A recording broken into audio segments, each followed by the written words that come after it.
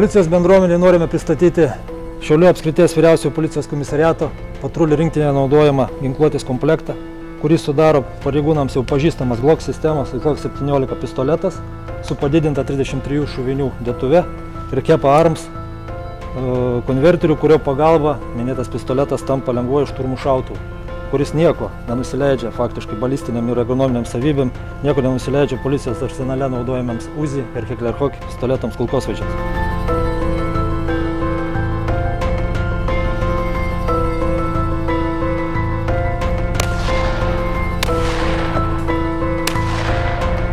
Šito įrenginio privalumas yra tas, kad iš jo išėmus tarnybinį ginklą įrenginys tampa įprastų materialinių policijos turtų, kurį pareigūnas drąsiai gali palikti bagažinėje ir eiti vykdyti savo užduočių.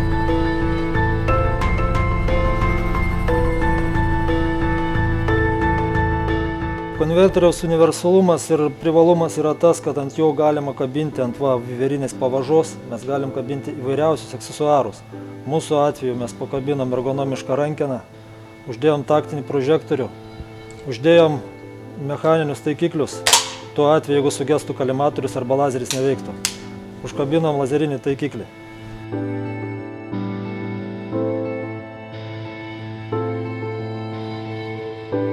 Vertinant kylančias grėsmes pasaulyje ir Europoje, policijos pareigūnams neužtenka vien pistoletų, kuriais šiuo metu yra ginkluoti.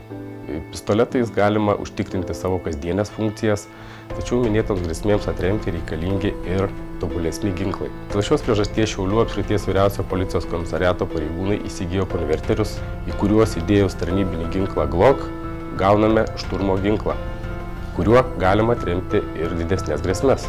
Konverteris yra labai patogus naudoti. Nesant grėsmių, jis saugiai saugomas bagažinėje, o pareigūnas savo tiesioginės funkcijas vykdo nešiodamas tik tai tarnybinį ginklą Glock.